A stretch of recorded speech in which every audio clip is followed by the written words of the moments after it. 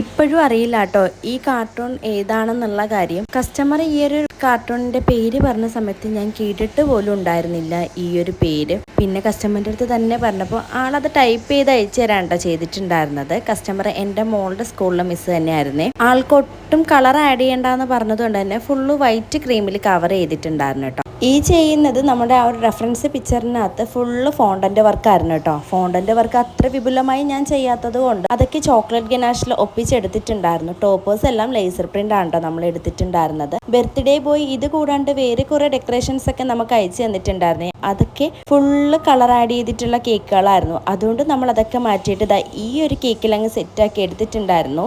Final look എന്തായാലും മോന് നല്ലതുപോലെ ഇഷ്ടമായിട്ടുണ്ടായിരുന്നു കേട്ടോ. ഇപ്പോഴും ഈ ഒരു ക്യാരക്ടറിൻ്റെ പേര് എനിക്ക് ഇതുവരെയും മനസ്സിലായിട്ടില്ല. അറിയാവുന്നവരൊന്ന് കമൻറ്റ് ചെയ്യണം കേട്ടോ. ഫൈനൽ ലുക്ക് ഞാൻ ലാസ്റ്റ് കൊടുത്തിട്ടുണ്ട്. ഇന്നത്തെ വീഡിയോ ഇത്രയേ ഉള്ളൂ. അടുത്തൊരു കുട്ടി വീഡിയോ ആയിട്ട് കാണുന്നത് വരെ താങ്ക് യു ഫോർ വാച്ചിങ്.